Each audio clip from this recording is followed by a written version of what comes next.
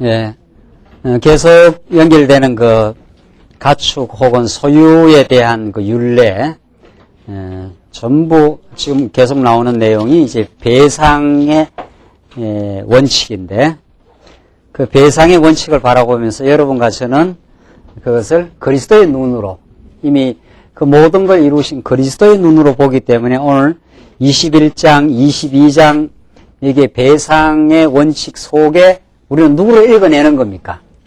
예, 예수를, 장차 오실 메시아를 지금 읽어내는 거죠. 그러니까 성경은 소가 누구를 또 받으면은 그대로 배상해라, 사람을 죽이면 죽여라, 이런 그 하나의 그 정의의 원칙, 그 배상의 원칙이 쭉 나와 있지만은 이것을 우리는 장차 오실 메시아 사건으로 이 본문을 읽기 때문에 여기에 배상이라는 말이 나올 때마다 누구를 읽어냅니까? 우리의 모든 죄를 다 배상해 주신 누구? 그리스도로. 그렇게 읽는 거죠. 그러니까 21장, 22장에 그리스도의 복음으로 꽉 들어차 있지요. 그렇게 안 보입니까? 네. 네. 그래서 지금 우리는 그렇게 보지만 지금 신학자들은 그게 안 보이니까 이 복잡한 내용으로만 이게 다가오는 거죠. 22장 보십시다. 좀 그렇게 보이는지 안 보이는지 1절로 4절. 여호와께서 가축을 도적질했을 때 율례입니다. 1절로 4절. 사람이 소나 양을 도적질하여 잡거나 팔면 그는 소 하나에 소 5을 갚고 양 하나에 양 4수로 갚을지니라. 도적이 뚫고 들어옴을 보고 그를 쳐 죽이면 피 흘린 죄가 없으나 해 돋은 후이면 피 흘린 죄가 있으리라. 도적은 반드시 어떻게 해요? 배상할 것이나 이래 되세요. 반드시 지불을 해야 돼요. 그 값을.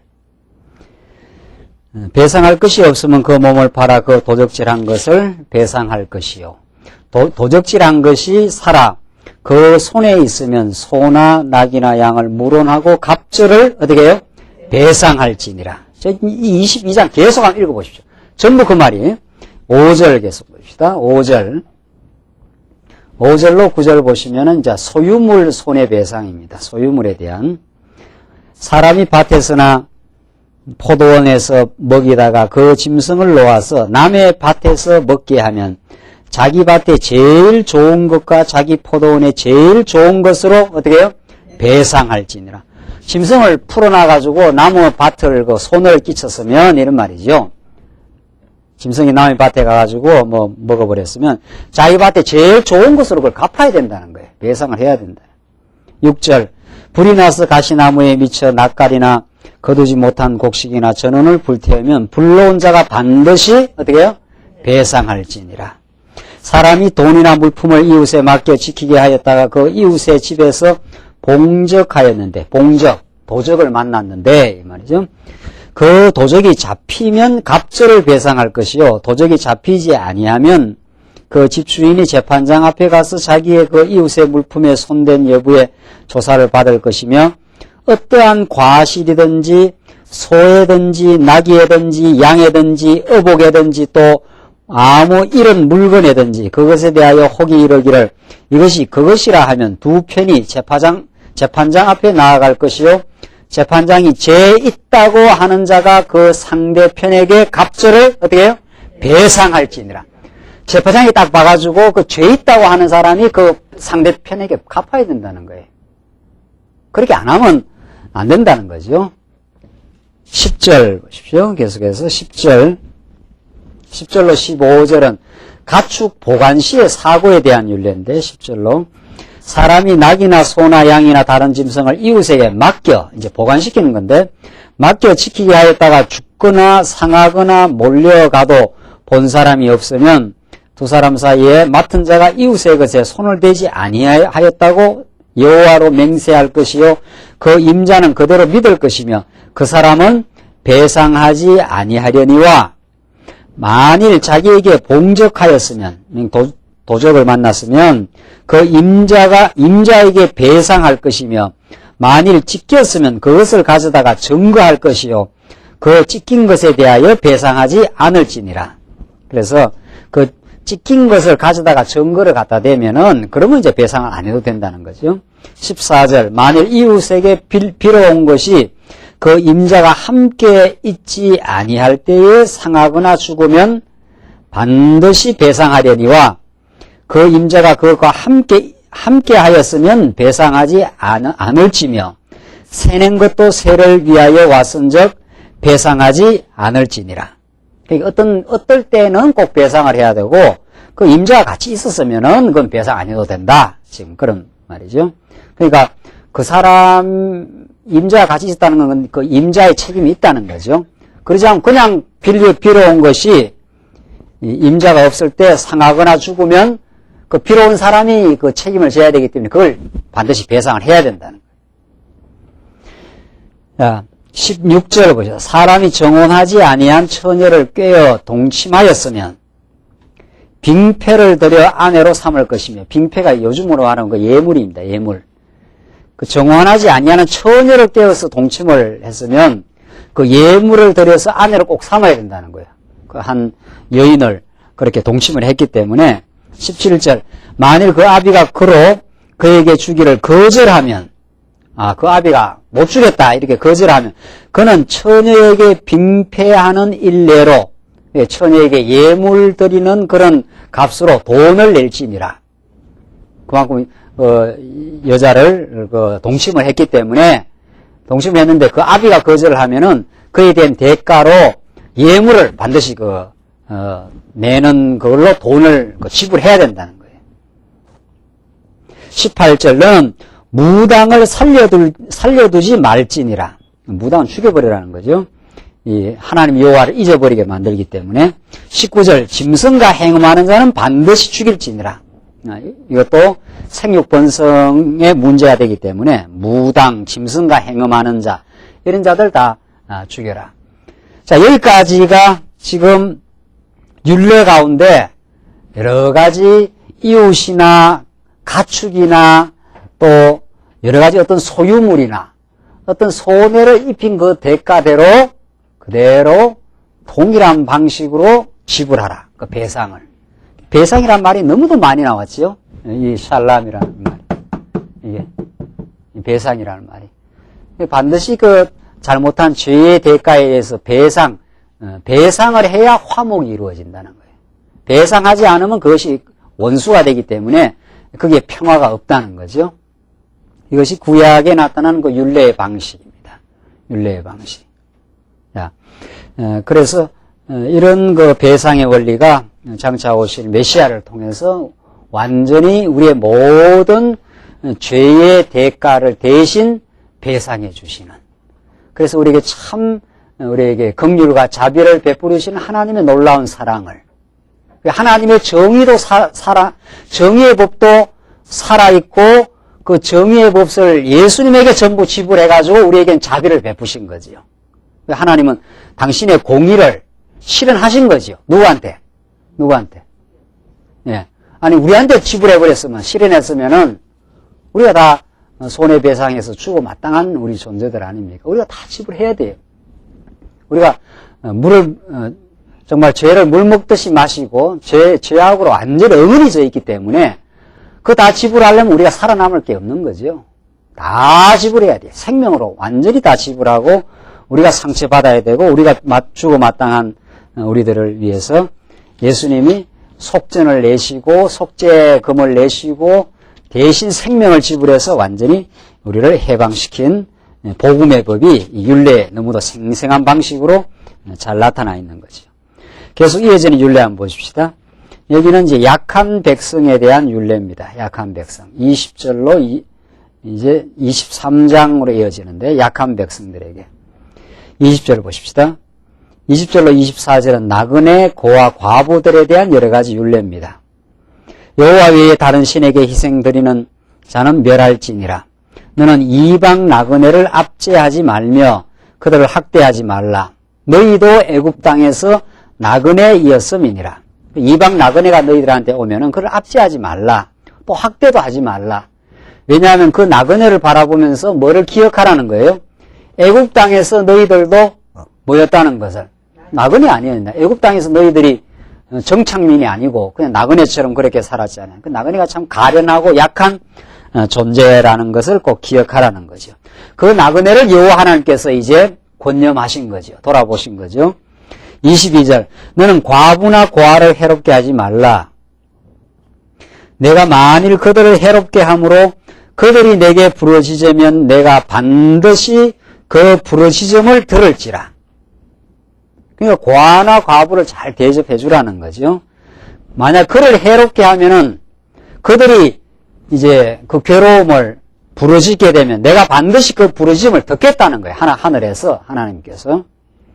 나의 노가 맹렬함으로 내가 칼로 너희를 죽이리니 이렇게 되어 있어요. 고아나 과부를 해롭게 해서 그들이 부르짖게 됐을 때 내가 너희를 죽이겠다. 너희 아내는 과부가 되고 너희 자녀는 고아가 되리라. 너희들이 그런 형편에 처하게 되도록 하나님께서 하시겠다는 거죠. 자, 이게 무슨 말입니까? 그러니까 나그네 학대하지 말고 고아나 과부를 학대하지 말라. 또 조금 더 봅시다. 마지막에 25절 내가 만일 너와 함께한 나의 백성 중 가난한 자에게 돈을 꾸이거든. 자, 그러니까 지금 나오는 게 처음에는 나그네고 그 다음에는 고아와 과부, 그 다음에는 뭡니까? 네, 가난한 사람.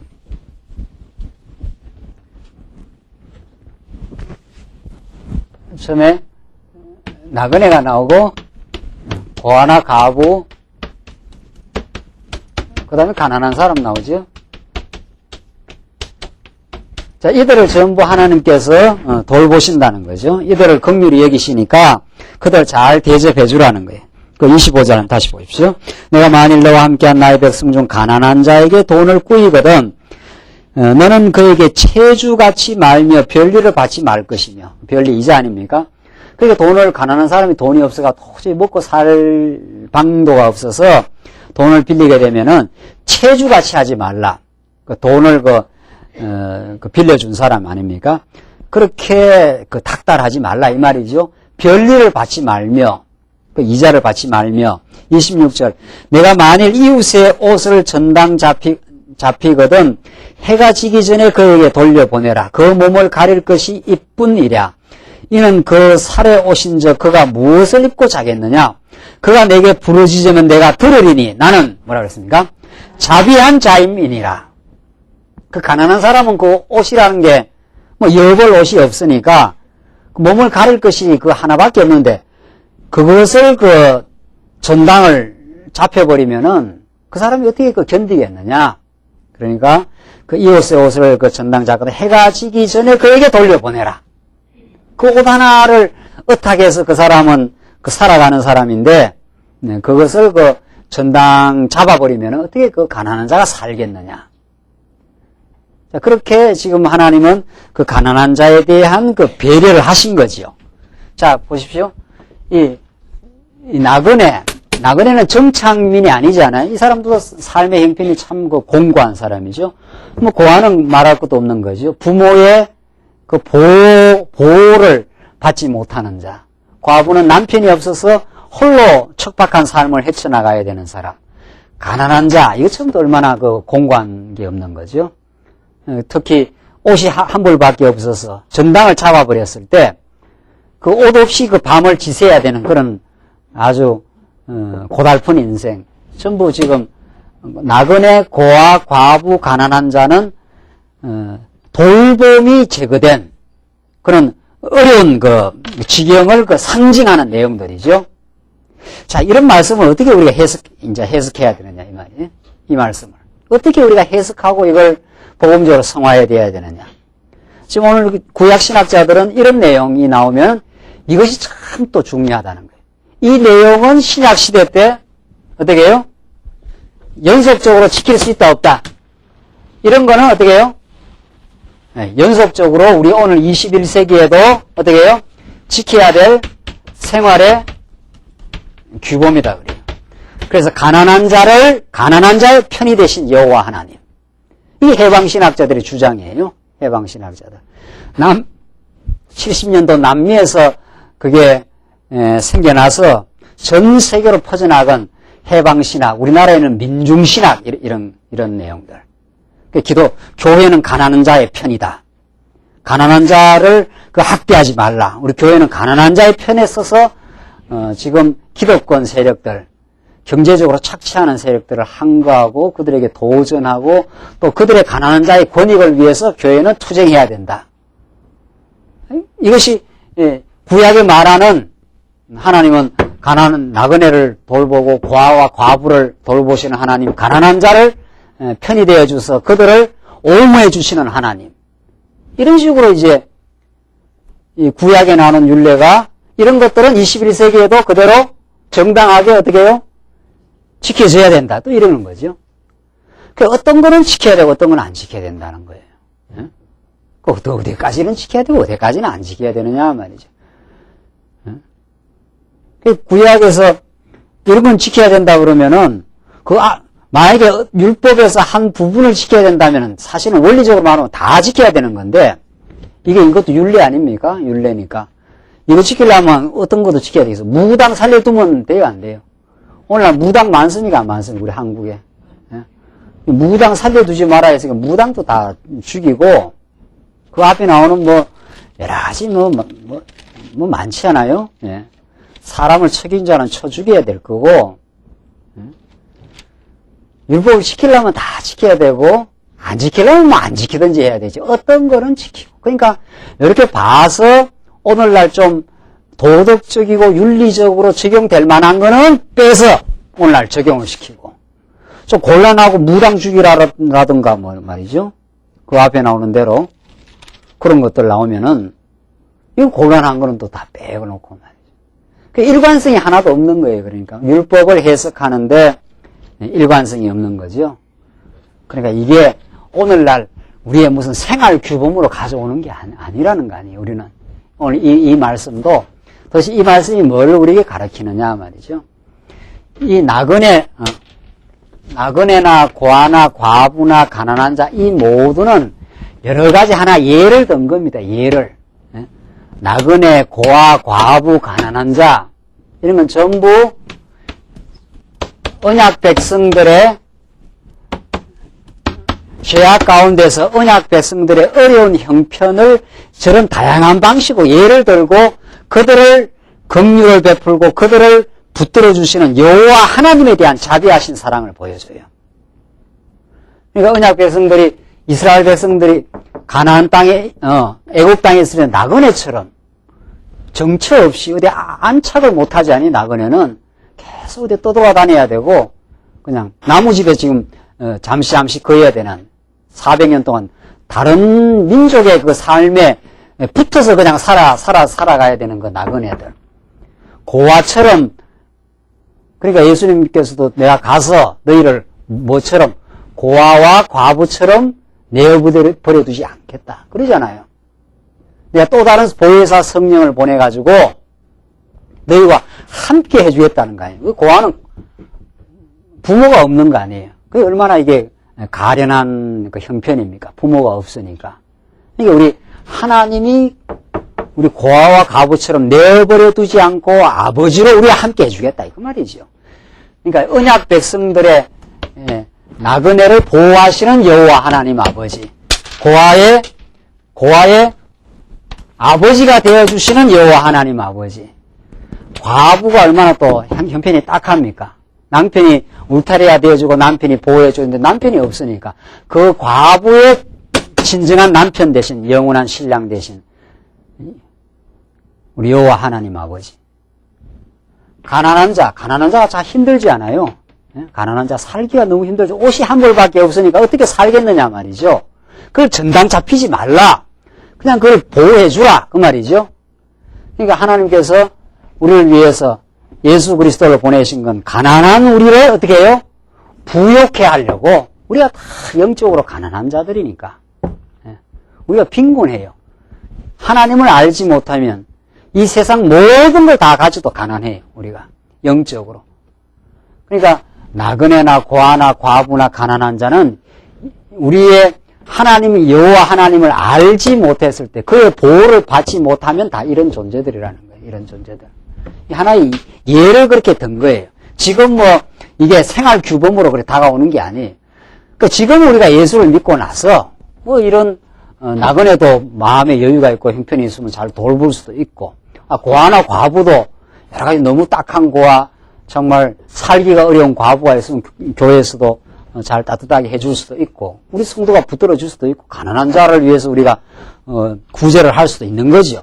그거는 그냥 우리의 삶의 기쁨과 복음의 기쁨이 있어서 그냥 그런 믿음으로 그렇게 할 수 있는 거죠. 지금 오늘 이 본문 말씀이 이걸 가지고 오늘 생활 규범으로 가져오는 게 아니라는 거예요. 이 모든 본문들은 나그네를 권고하시는 여호와 하나님, 고아의 진정한 아버지가 되시고 과부의 진정한 남편이 되시는 여호와 하나님 아버지, 가난한 자를 붙드는 풍요하신 여호와 하나님 아버지, 그 하나님을 우리에게 가르쳐 주기 위해서 너희들도 고아나 과부처럼 애굽 땅에서 나그네처럼 그렇게 방황했지 않나. 너희들을 내가 이끌어서 지금 풍요의 땅, 가나안 땅으로 인도하시는 여호와 하나님이다. 그러니까 너희들 주변에 고아나 과부나 나그네가 있으면 그들을 잘 돌봐줘라. 그걸 돌봐주면서 옛날에 너희들도 그런 지경에 있었다는 것을 기억해라. 너희들을 지금 가나안 땅으로 인도해서 너희들을 참된 풍요의 땅으로 너희들이 하나님 여호와의 보호를 받는 그런 백성이 되었다는 걸 기억해라. 결국 누구를 기억하라는 거예요? 여호와 하나님을 기억하고 그를 어떻게 하라?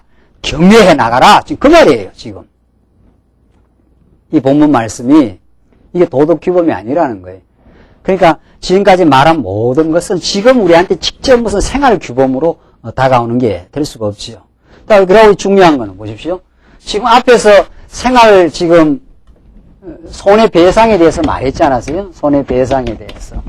손해배상. 지금은 이런 연약한 존재를 돌보시는 하나님에 대해서 지금 말해요. 이 지금 윤리 아닙니까? 앞에는 배상법이 나왔다가 갑자기 또 이렇게 연약한 존재들을 지금 긍휼을 베푸신 여호와 하나님. 그러니까 배상이 나왔다. 여기는 갑자기 또 가난한 자, 고아, 과부를 돌보라 했다. 앞뒤가 하나도 안 맞는 것 같잖아요. 그렇죠? 율례에. 그렇죠? 율례 내용이 앞에는 뭐 시커 이는 이로 눈은 눈으로 생명은 생명으로 갚아라. 어떻게 소가 또 받으면 어떻게 해라. 그런 내용으로 쫙 나왔다가 지금은 나그네 고아 과부를 잘 돌봐주라. 이렇게 돼 있다가.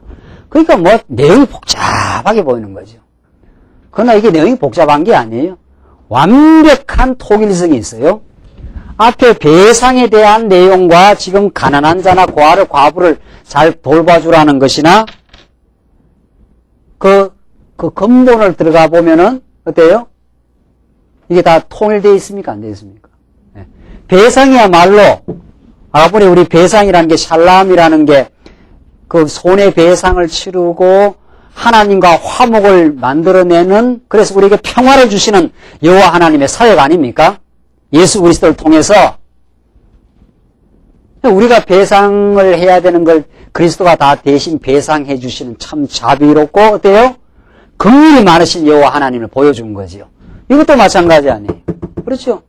이 얼마나 하나님의 그 자비를 아주 치밀하게 보여줍니까? 옷 하나 입고 있는 가난한 자가 옷을 전당 잡혔을 때 해가 지기 전에 돌려보내줘라. 그래야 그 가난한 사람이 그 옷을 의지해서 그 추운 밤을 지내야 될 거 아니냐. 그 말이죠. 그게 하나님의 자상한 하나님의 표현입니다. 배상이나 이 가난한 자를 돌보라는 거나 내용은 똑같이 하나님의 자비를 가르쳐주고 있어요.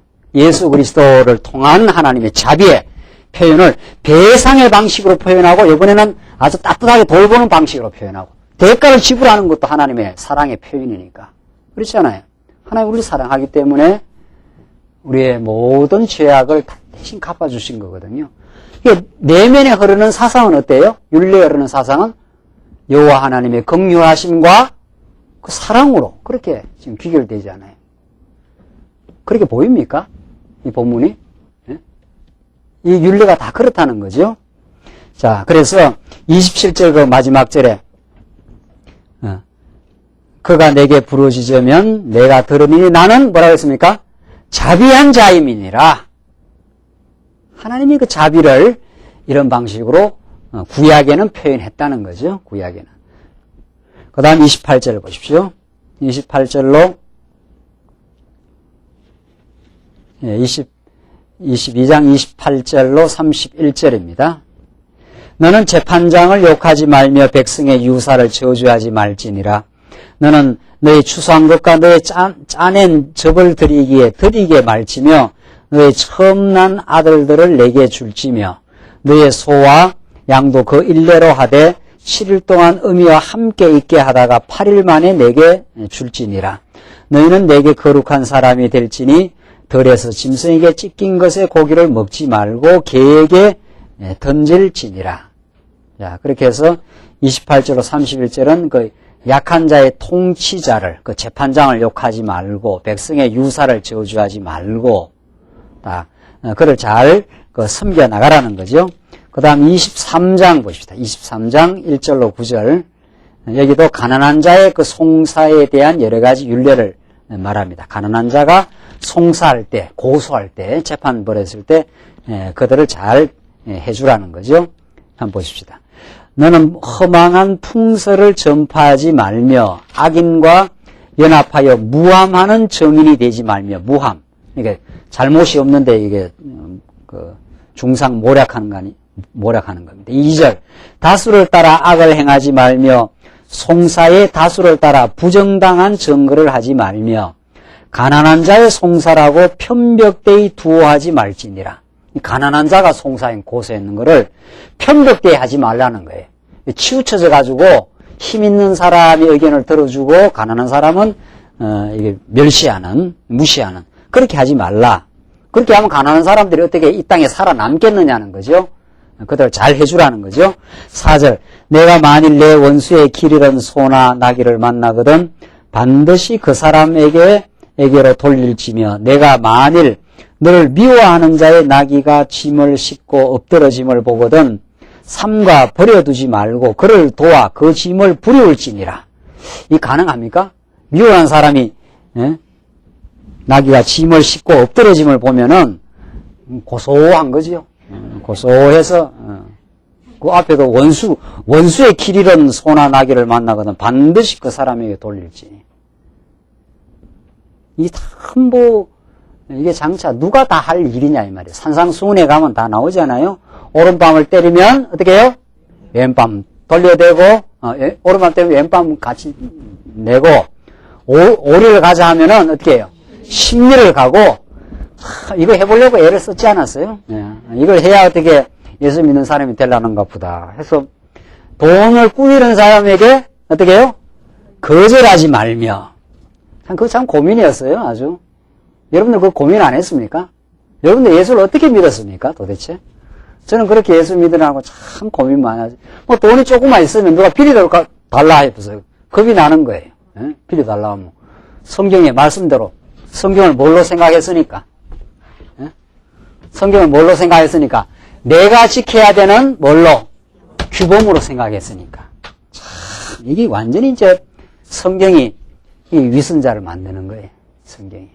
그래서 교회에서 복음을 깨닫고 마음의 해방과 즐거움과 진짜 복음 안에서 참된 행복을 누리며 사는 게 아니라 이 성경 잘못 이거 풀어놓으면 가르쳐 놓으면 이 위선자 나오기 딱 알맞는 거죠. 돈을 꾸미는 사람한테 거절하지 말라 그렇게 돼 있으니까 돈만 있으면 걱정 아니에요. 누가 돈 빌려달라 할까봐 해서 돈 빌려달라 하면 빌려줘야 되는 거니까 그걸 전부 성경에 나타나는 모든 내용들을 다 내가 받으려고 한 거예요. 내가 받으려고. 성경에 나오는 모든 율례들을 내가 해야 될 나라는 인간이 지켜야 되는 생활의 규범으로 받아버렸으니까 그게 얼마나 힘들어요. 그 군에 있을 때 같이 있었던 그 군종 한 친구가 제가 이제 제대해서 나왔어요. 그러니까 여자친구를 그 부산에서 데리고 왔더라고요. 데리고 와서 이제 부대로 복귀해야 되지 않겠어요? 저는 이제 제대를 했고. 그 친구가 다시 여자친구가 부산에서 올라왔는데 빨리 자기가 복귀를 해야 되거든요. 이제 내일인가 뭐 군에 들어가야 되는데 다시 그 여자친구를 데리고 부산까지 갔다 온다고 그러더라고. 왜 그러느냐? 그 부산까지 왔으면 이제 보내주면 되는 거지. 여기까지 데리고 왔으니까 성경 말씀대로 오리를 가자 하면 심리를 가야 되니까 그렇게 해줘야 된다는 거예요. 그렇게. 자기는 성령대로 산다는 거죠. 성령대로. 그래서 그 먼 길을 다시 또 이렇게 데려다 주느라고 그렇게 하고 있어요. 그 산상수훈에 나오는 모든 말씀들, 오늘 여기 본문에 나오는 원수가 내 원수의 길 잃은 소나 나귀를 만나거나 반드시 그 사람에게 돌리고, 미워하는 자의 나귀가 짐을 싣고 엎드러짐을 보면 삼가 버려두지 말고 도와서 그 짐을 잘 부려주라. 이 원수가 그렇게 하면은. 이게 지킬 수 있는 내용이냐 말이죠. 우리 인간의 바탕으로 원수는 그냥 미워서 죽이고 싶은데, 뭐 원수의 나귀가 짐이 엎드러지면 그걸 도와주겠어요? 이 장차 누가 다 하실 일이냐 말이죠. 전부 산상수훈에 나오는 말씀이든 오늘 출애굽기에 나오는 이 율례든 전부 원수를 참으로 자기 몸처럼 사랑하시는 예수 그리스도가 이루시고 행하실 계시의 말씀입니다. 예수님이 하시겠다 이 말이죠. 예수님은 오른밤 맞고 왼밤 다 돌려대었고 우리가 갚아야 되는 모든 걸 다 갚아주신 분이에요. 그럼 우리가 다 지불해야 되고 우리가 갚아야 될 걸 다 갚아주셨어요. 완전히. 그래서 내가 십자가에서 예수님이 내가 다 이루었다 하지 않았어요? 다. 우리가 다 갚아야 되는 것들이에요. 예수님은 그것을 한 번도 거절한 적이 없어요. 완전히 다 갚아주셨어요. 우리처럼 가난한 자의 그 어려움을, 그 송사를 예수님이 완전히 옹호해 주셨어요. 완전히. 안 그러면 우리가 어떻게 재판장 앞에 나가서 우리가 의롭게 설 수 있겠느냐 말이죠. 우리는 뭐 한 일이라는 건 범죄밖에 없고 우리를 옹호해 줄 변호사가 없어요. 우리가 가난해서 전부. 그러니까 이 세상 법정에서 가난한 사람들은 정말 어렵지 않아요. 변호사 하는 사람 살 길이 없으니까 자기의 그 문제를 옹호해 줄 사람이 없지 않아요. 오늘 본문의 말씀에 따르면은 가난한 자의 송사라고 편벽대에 하지 말라. 그걸 잘 해주라는 거예요. 이걸 다 누가 해준 거냐 말이죠. 그리고 여러분과 저에게는 그리스도가 아니면 옹호받을 길이 없습니다. 우리가 변호받을 길이 없어요. 그래서 우리는 예수가 아니면 살 수가 없어요. 예수는 우리의 모든 허물을 아시고 손의 대상도 해주시고 우리가 재판장 앞에 나가면 우리가 옹호도 해주시고 그래요. 그래서 우리가 하나님 앞에 당당하게 나아가는 거 아니에요? 우리를 영원히 대변해 주시는. 우리가 죄가 많지만 이 사람이 이렇게 해서 죄를 지을 수밖에 없었습니다. 이 사람의 정상을 참작해 주십시오. 재판장 나으리 이렇게 하면서 우리의 편을 들어주시는 그리스도가 우리 옆에 계시다는 거죠. 우리가 아주 난감하고 어려울 때 말이죠. 우리 편을 들어주는 사람이 있다는 건 우리한테 엄청난 위로의 힘이 되지 않아요? 우리 어찌할 바 모르는 죄악 가운데서 몸부림칠 때 하나님은 예수 그리스도를 이 땅에 보내어서 가난한 자의 송사를 잘 해주라는 거죠. 그래서 예수님이 잘 해줬어요. 너무도 잘 해줬어요. 우리를 대변해 주시고 옹호해 주시고 이 사람 원래 이런 사람이 아닙니다. 이 사람이 참 이렇게 해서 이렇게 될 수밖에 없으니까 재판장 이분의 죄를 좀 명쾌 해달라. 이렇게 해주는 그 변호사가 있다는 거 아니에요? 그래서 우리가 산 거예요. 그래서 우리가 이 자리에까지 나와서 하나님 앞에서 우리가 설 수 있는 거죠. 그 변호를 받았기 때문에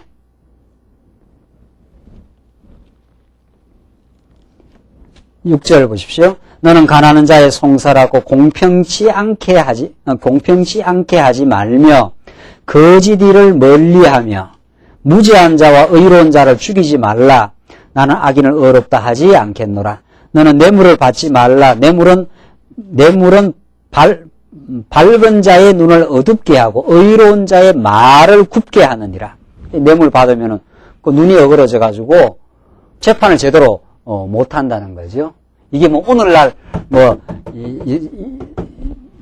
공무원이 뇌물 받지 말라 그런 내용하고는 달라요. 네. 물론 오늘 뇌물 받는 게 좋다는 말이 아니라 지금 여기서 뇌물 받지 말라 하는 것은 뇌물이 밝은 자의 눈을 어둡게 하며 의로운 자의 말을 굽게 해서 가난한 자의 그 송사를 편벽되이 해가지고 그 가난한 자가 그 땅에 살 수 없게 만들어버리니까 그럼 되겠느냐 말이죠. 그건 그 정의의 법이 아니라는 거죠. 그 당시에 하나님께서는 가난한 자를 옹호해주고 가난한 자의 그 송사를 하나님께서 들어주시는 분이니까 고아나 과부를 해롭게 하지 말라. 그들이 부르짖으면 내가 그 부르짖음을 듣겠다 이 말이죠. 이게 하나님께서 연약하고 고아나 과부처럼 어려운 인생들을 돌보시는 여호와 하나님. 여러분은 사실은 여러분과 저는 나그네보다 더 정치 없는 사람들입니다. 예수가 아니면은 고아나 과부들보다 더 지금 우리가 연약한 존재들이에요. 가난한 정도가 이루 말할 수가 없어요. 영적으로 말하면은 그리스도가 아니면은 그런 우리들을 하나님께서 부욕해 하시고 우리의 진정한 남편이 되어 주시고 우리의 아버지가 되어 주셔서 우리를 지금 이끌어 가시는 분이에요. 그게 하나님 우리 아버지. 그가 참으로 자비하고 자상하신 분이에요. 우리가 무엇이 필요하고 어떨 때 우리가 정말 지탱할 수 없이 쓰러지는 인생임을 우리 아시고 우리를 붙들고 인도해 가시는 분입니다. 9절 보시면 너는 9절까지 계속 보십시다. 너는 이방 나그네를 압제하지 말라. 너희가 애굽 땅에서 나그네 되었은즉 나그네의 정경을 아느니라. 너희들도 애굽 땅에서 나그네 아니었느냐? 그러니까 너 나그네의 정경, 나그네의 정황이 어떻다는 걸 너희가 알지 않느냐? 그렇기 때문에 이방 나그네 오면 그들을 압제하고 그들을 멸시하지 말고 그들을 잘 돌봐주라. 내가 너희들을 돌봐주지 않느냐? 그걸 기억하라는 거죠. 내가. 지금 여호와 하나님께서 하시는 그 율례가 바로 그 말씀입니다. 내가 너희들을 애굽 땅에서 나그네처럼 유리방황하던 너희들을 지금 돌봐주어서 지금 시내산으로 앞으로 가나안 땅으로 그 풍요의 땅으로 인도하는 여호와 하나님 아니냐. 그들을 너희가 돌봐주면서 여호와 하나님을 기억해라. 아하, 우리가 옛날에 나그네 아니었느냐. 옛날에 우리가 고아 같은 존재 아니었느냐. 옛날에 우리가 보호받지 못하는 과부와 같은 존재 아니었느냐. 이제는 우리가 그의 완전한 보호와 그의 인도 속에 있지 않느냐. 그걸 자꾸 기억하라는 거예요. 그러니까 이스라엘 백성들은 이 모든 율례를 지키면서 누구를 기억합니까? 메시아를 바라보고 하나님이 누구라는 걸, 여호와 하나님이 여호와시라는 것을 약속대로 우리를 지금 가나안 땅으로 인도해 가시는 분이라는 걸 이 모든 율례를 지키면서 손해배상을 하면서 이스라엘 백성은 손해배상을 하면서 모든 죄를 배상해 주신 그리스도를 바라본 거예요. 그러니까 이스라엘 백성들도 누구 믿고 구원 얻어요? 장차 오신 메시아를 바라보다. 믿음은 보지 못하는 것의 증거요. 바라는 것의 어때요? 실상이에요. 그러니까 이스라엘 백성들은 저 모든 걸 행하면서 장차 오실 메시아를 바라봤어요. 우리는 이미 오신 그리스도를 통해서 뭐를 봅니까? 지금 율법을 보고 있는 거죠. 그러니까 우리는 지금 눈이 여기 있어요. 우리의 눈은 여기 있어요. 그리스도를 통해서 뭐를 보고 있어요? 이 모든 지금 율례를 지금 보고 있는 거지요. 그러니까 율례 전부 다 그리스도 사건으로 꽉 들어찼는 거지요. 가난한 우리들을 부욕해 하시는 그리스도. 고아와 과부 같은 우리들의 편이 되어 주시는 그리스도. 우리의 대신 죄를 배상해 주시는 그리스도. 율례는 전부 하나님의 놀라운 사랑으로 가득가득 차 있어요. 그러니까 배상이든 약한 자를 돌보시는 여러 가지 내용이든 그것이 우리 그리스도의 사건을 너무도 생생하게 보여준 거죠. 10절 계속 보십시오. 자, 이제 10절로 33절은 이것이 이제 이 율례가 최종 이제 하나님 쪽으로 이제 연결되는 그런 율례가 지금 나옵니다. 안식일부터 시작해서 절기까지 23장 10절로 13절. 우선 안식일에 대한 내용입니다. 10절. 너는 6년 동안은 너의 땅에 파종하여 그 소산을 거두고 제7년에는 갈지 말고 묵여두어서 내 백성의 가난한 자로 먹게 하라. 이제 안식년이죠. 6년 동안은 그 땅을 파종을 해서 곡식을 거두고 제7년에는 갈지 말고 그냥 묵혀두라는 거예요. 7년은 그냥 놔둬버리라는 거예요. 그럼 어떻게 하게 하려고? 내 백성의 어떻게 해요? 가난한 자들로 어떻게 해요? 먹게 하려고. 이렇게 하나님께서 그 가난한 자들, 그래서 스스로 도저히 살아갈 수 없는 자들을 지금 붙들어 주시고 그들을 배려하시는 여호와 하나님의 심정입니다. 그 남은 것은 덜짐승이 먹으리라. 너의 포도원과 감람원도 그리할지니라. 너는 6일 동안에는 내 일을 하고 제7일에는 쉬라. 이게 이제 안식일 아닙니까? 앞에는 안식년이고 여기는 안식일이지요. 내 소와 나귀가 쉴 것이며 내 계집종의 자식과 나그네가 어떻게 해요? 숨을 어떻게 해요? 돌리리라. 참 이 중요한 표현이에요. 이 안식하겠다는 계속 일을 하면 그 숨을 돌릴 시간이 없잖아요. 이스라엘 백성들이 애굽에서 숨 돌릴 시간이 있습니까? 이 숨 돌린다는 말은 정말 하나님께서 그 긍휼의 표현이에요. 이스라엘 백성들이 애굽에서 바로의 권세에서 여러분들 그 뭐 10개 영화 같은 거 보면은 막 그냥 채찍으로 맞으면서 계속 일해야 되지 않아요? 그 노동을 해야 되잖아요. 그 고통의 노동을. 그 쉴 틈이 없어요. 숨을 돌릴 시간이 없다니까. 안식이 없다는 거 아니에요? 여러분과 제가 지금 그리스도 안에서 이제 참 안식을 얻은 거죠. 그 죄악 가운데 노예로 살다가 그리스도 안에 들어와서 참 안식에 숨을 돌릴 수 있는 이제 살았단 말이죠. 이제 그리스도 안에서 그리스도가 내 모든 죄악을 담당하고 내게 영원한 안식을 이 땅에서는 심령의 안식을 우리에게 주신 분이에요. 이게 지금 하나님께서 주시는 그 율례의 한 내용입니다. 그러니까 앞에는 6년 동안 일하고 1년은 어떻게 돌아? 1년은 땅을 그냥 묵혀둬라. 그래야 누가 먹으니까. 누가? 그래야 가난한 사람들이 그 땅에서 남은 것들을 먹고 살고 6일 동안 일하고 7일에는 쉬게 해라. 그래야 그 계집종의 자식과 나그네들이 숨을 좀 돌리지 않겠는가? 계속해서 일을 시켜버리면은 어떻게 살겠느냐 이 말이죠. 그래서 그 숨을 돌리면서 하나님께서 우리에게 이런 참 안식을 주셨구나.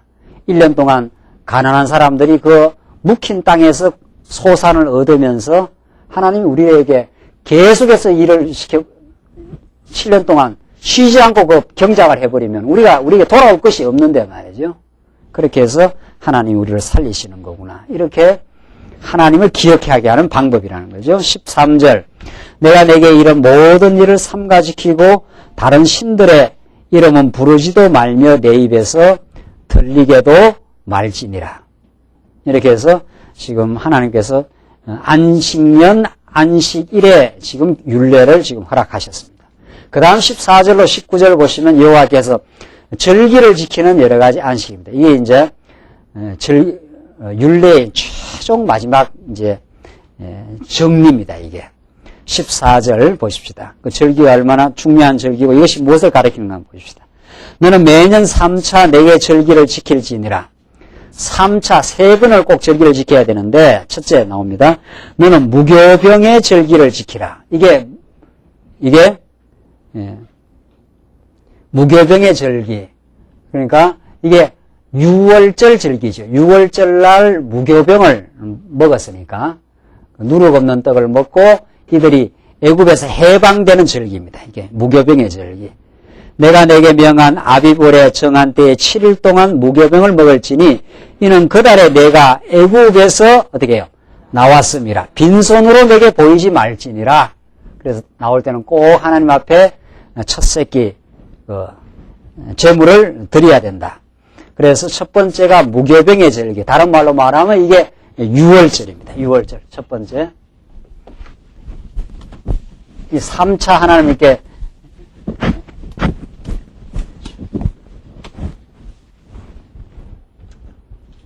그러니까 지금 배상이 나왔고 가난한 자 나왔고 이제 과부 그 다음에 절기 나오지 않습니까?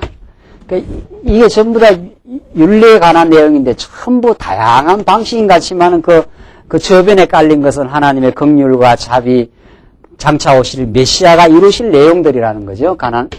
자, 이 절기 보십시오. 절기는 첫째는 뭡니까? 첫째는 6월절 절기고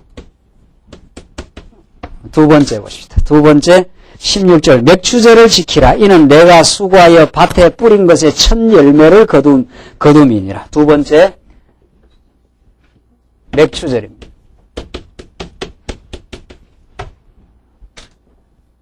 이는 내가 수고하여 밭에 뿌린 것에 뭐라고 했습니까? 첫 열매를 거둔 것이니라. 그 다음 세 번째 수장절을 지키라. 이는 내가 수고하여 이룬 것을 연종에, 연말에, 이제 연종이니까 연말에 밭에서부터 거두어 저장함이니라. 내 모든 남자는 매년 3번씩 주 여호와께 보일지니라. 이래서 제 3차 세 번째 수장절. 이게 너희들이 꼭 매년 3차에 걸쳐서 하나님 앞에 드려야 될 꼭 절기다. 이게 이제 축제의 날이에요, 이게. 그러니까 앞에서 나온 모든 내용들이 이제 절정인데, 지금 절정. 첫째 유월절은 애굽에서 해방되는 거 아닙니까? 애굽에서 해방되는 거고. 맥추절은 들어가서 첫 열매를, 이제 가나안 땅에 들어가서 첫 열매를 거두어서 그 기쁨을 하나님께 드리는 절기고. 수장절은 연종에 했으니까 연말입니다. 이제 가을철에 되어서 모든 것을 거두어서 저장하는 이런 거죠. 거두어서 저장하는 그 절기예요. 이걸로 이제 율례가 최종 이제 클라이막스에 올라가는 거죠. 이게 뭐냐 말이죠. 이 절기를 너희들이 꼭꼭 지켜서 여호와 하나님을 지금 기억하라는 거거든요. 이 절기가 뭡니까? 유월절 절기는 유월절은 양의 피를 어디다 발라가지고 문설주에 발라서 죽음의 사자가 어떻게 넘어간 거죠. 그 날을 기념해서 나올 때 무교병 떡을 먹으라는 거 아닙니까? 그 누룩 없는 떡을. 자, 그러니까 이게 장차 오실 예수 그리스도의 뭐를 뜻하는 거예요? 십자가 사건을. 그리스도가 십자가에서 피 흘려 죽으심으로 죽음의 사자가 우리를 지금 지나가요. 이스라엘 백성들의 문설주의 피를 보고 다 넘어가리라 내가 했으니까. 저주가 그 집에는 임하지 않는다는 거예요. 죽음의 저주가. 자, 이게 십자가 사건이에요. 맥추절은 들어가서 처음 거두어들인 내가 수고하여 밭에 뿌린 것에 뭐니까 첫 열매를 거둔다고 했으니까. 예수님 십자가에 죽으실 뿐만 아니라 죽기만 해서 안 되죠. 또 죽어서 모든 우리 죄를 다 배상해 줄 뿐 아니라 우리를 3일 만에 어떻게 해요? 부활하셔서 부활의 첫 열매로 등장하신 거 아니에요. 우리 신앙생활은 이제 예수님이 내 대신 값을 지불했을 뿐만 아니라 우리가 새로운 인생으로 탄생, 새로운 이제 결실 있는 삶으로 생명의 부활로 우리가 등장합니다. 이게 맥추절이에요. 우리 교회 이제 맥추 절기 감사요 뭐 이런 거 안 하잖아요. 그렇잖아요? 이제 이런 거는 이제 또 끌어당겨야 되지. 첫 열매를 우리 하나님 앞에 드리십시다 해서 그래야 연보가 많이 나올 거 아니에요. 6월달쯤이나 7월달쯤이나 하면은 맥추절쯤 되면은 맥추 어떻게 해요? 감사 뭐 연보 이렇게 해서 뭐 연보 뭐 이름을 하나 만들어야 될 거 아니에요. 그래야 더 나올 거 아니냐 말이죠. 그러니까 성경에 보니까 아하 이 맥추절이 있거든. 수고하여 밭에 뿌린 것에 뭐를 어떻게 해요? 첫 열매를 거두어서 그걸 하나님께 드려라 했으니까. 그래서 맥추 감사 뭐 헌금 이렇게 해서 또 헌금 제목이 하나 붙는 거죠. 이게 도대체 오늘날 지금 이 절기의 내용이 이게 우리 오늘 교회 앞에 가지고 나오는 뭐 내는 그런 연보하고 이게 연결돼서 되겠느냐 이 말이죠.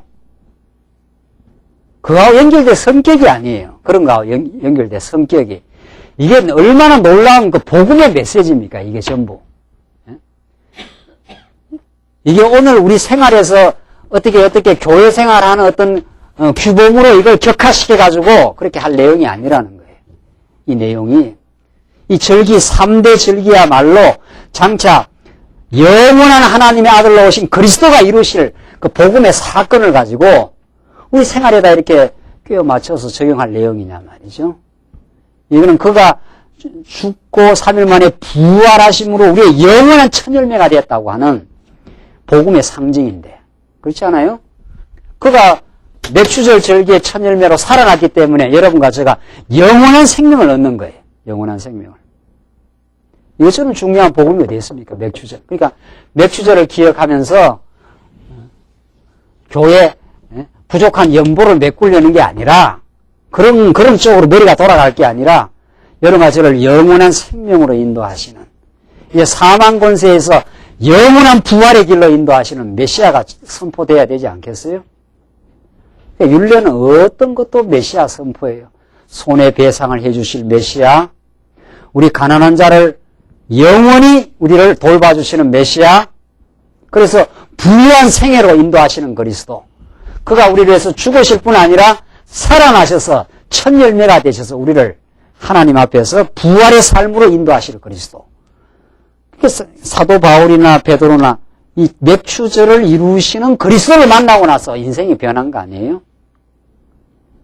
그 인생이 180도로 변하고 죽음을 두려워하지 않는 인생으로 그리스도가 부활하셨다. 그가 부활해서 첫 열매가 되시고 우리는 그 부활의 길을 지금 따라가고 있다. 그 말 아닙니까? 위대한 복음이에요, 이게. 복음은 다 사라지고 말이지. 그저 뭐 교회 성도들 11조 내라, 뭐 맥주 감사인보 내라 말이죠. 그렇게 조잡하게 이 복음을 격화시키고 변질시켜서 되겠느냐 말이죠. 예수를 만나고 부활의 예수를 만나면 내 생애 전부가 바뀌어야 되지. 그래야 되지 않겠느냐 말이죠. 내 사는 것도 죽는 것도 내가 모든 하는 것도 그리스도를 위하여. 내 인생 전부가 바뀌도록 복음은 우리에게 지금 우리를 변화시키고 인생의 참된 값어치를 우리에게 주는 것이지, 이렇게 쉽게 성경 한 귀절 갖다 대서 우리 생활의 규범으로 말이죠. 여기에 무슨 가난한 자를 위해서 하나님께 돌보신다니까 가난한 자의 하나님이라 해서 해방신앙 만들어내고 말이죠.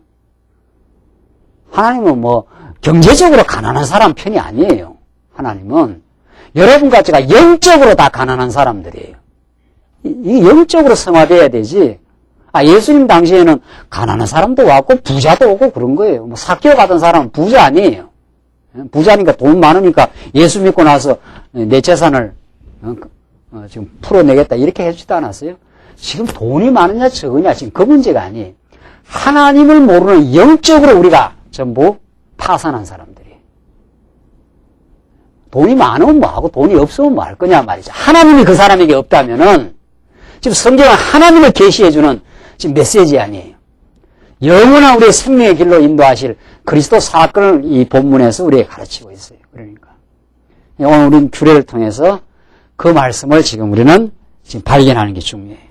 그가 마지막 보십시오. 그는 부활하셔서 우리의 첫 열매가 되시고 성령을 보내서 지금 그 열매들을 하나하나 지금 거두어가고 있어요. 이게 땅 끝까지 복음 전파예요. 예. 그가 지금 첫 열매가 되시고 그 다음에 우리를 계속해서 지금 장차 이 땅에 종말이 올 때까지 예수님 다시 오시는 그날까지 지금 우리를 거두어가고 있어요. 여러분과 제가 하나님의 추수의 지금 열매로 지금 거둠을 지금 받고 있어요. 이게 땅 끝까지 복음이 전파되는 역사, 하나님이 자기 백성을 찾으시는 역사, 자기 자녀를 반드시 붙들고 인도하시는 역사. 그게 하나님께서 우리 사도행전에 공부한 대로 예루살렘과 유대와 사마리아를 거쳐 어디까지? 땅 끝까지 이르러 하나님이 자기 백성들, 자기 열매를 지금 찾아서 지금 하나님의 역사를 지금 진행하고 있어요. 그 구라파를 지나서 영국을 지나서 미국 땅을 지나서 우리 한국 땅에 와서 성령 하나님께서 지금 여러분과 저를 하나님의 자기 백성으로 삼으시고 지금 결실을 맺게 하시려고 연단하시고 실현하시면서 우리를 지금 하나님의 백성으로 만들어가고 있어요. 그래서 마지막 날 그 모든 열매들을 다 거두어야 되지 않겠어요? 그게 하나님 하시는 일이에요. 자기 백성을 거두는 날이 있어요. 그게 언제? 그게 다시 어떻게 해요? 다시 오셔요. 반드시 다시 오셔요. 그러니까 예수님 십자가에 죽었어요. 부활했어요. 그러니까 이게 6월절 어린 양으로 죽으시고 맥추절 첫 열매로 부활하시고 이 부활의 복음이 우리를 지금 계속 생명 공급을 하는 거 아닙니까? 그 부활의 복음에 접해야 예수를 제대로 믿는 거죠. 그래야 우리가 이 세속적인 삶, 이 세속적인 가치에 우리가 함몰되지 아니하고 우리는 영적인 진리를 발견하고 오늘 주신 것으로 만족하고 부활의 생명력에 의해서 우리 교회가 살고 말이죠. 세속적 가치가 내게 있든 없든 그것이 하나님께 주시는 여건들로 우리가 받아들이고 우리의 참된 가치는 그리스도가 죽으시고 우리를 위해서 살아나셨다. 그가 반드시 다시 오신다. 그가 반드시.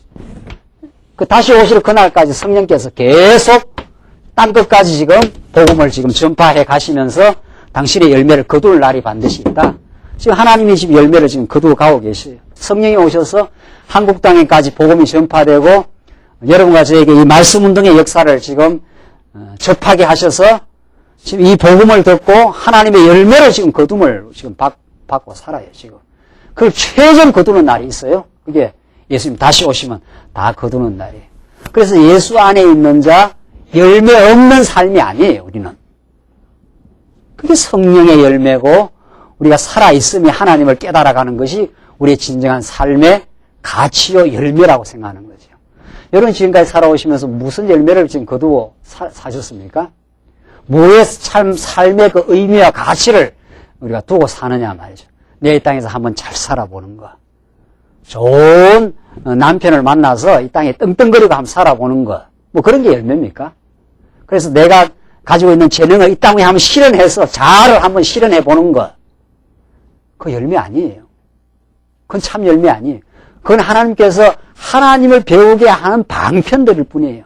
그래서 때로는 가난하게도 할 수 있고 부유하게도 할 수 있고 때로는 행복하게 살기도 하고 때로는 불행과 어려움을 겪을 수도 있었고 그러나 그 모든 걸 통해서 하나님 여호와를 깨닫고 그 예수를 만나고 그가 최종 마지막 날 오셔서 열매를 거둔다. 그래서 우리는 하나님 여호와를 아는 것을 그 영원한 진리를 깨닫는 것을 우리의 참된 가치로 깨닫는다. 이게 오늘 출애굽기가 말하는 율례의 진정한 복음의 메시지입니다. 그 때문에 우리는 살아났고 그가 우리의 모든 죄를 배상해 주셨을 뿐 아니라 그는 우리를 지금도 고아나 과부처럼 내어버려 두시지 않아요. 우리와 함께 하세요. 우리를 언제나 위로하시고 샘을 공급하시고 우리를 땅끝까지 복음을 전파하는 그날까지 하나님 우리를 사용하시기도 하고 우리를 거두어서 마지막 하나님께 바치는 그날 수장절로 하나님이 들이시는 그날까지 우리를 보호하고 인도하십니다. 기도하십시다. 우리 자비하신 하나님 아버지 은혜와 사랑을 감사합니다. 오늘 율례에 드러난 그리스도의 놀라운 복음의 메시지를 저희들 들으며 하나님 우리 아버지가 되어주시고 그리스도가 우리 영원한 영적인 남편이 되어주셔서 우리를 보호하시고 사랑하시면서 우리의 삶을 신령한 삶으로 인도해 가시는 은혜와 사랑을 감사합니다. 우리의 영적인 눈이 떠지게 하시고 우리의 믿음을 눈이 떠지게 하셔서 우리의 삶의 공고와 연단과 때로는 어려움이 있을지라도 그 모든 걸 합력하셔서 하나님이 그리스도를 더 뜨겁게 만나게 하시고 그 앞에서 참된 기쁨과 가치를 누리게 하시려는 진정한 성령의 열매가 맺히는 삶이 되게 하시옵소서. 그동안 우리 성도대학 이끌어 오시고 이 말씀 안에서 살아오게 하심을 감사합니다. 다음도 만날 때까지 하나님께서 우리와 늘 함께 하시옵소서. 예수님 이름으로 기도하옵나이다. 아멘.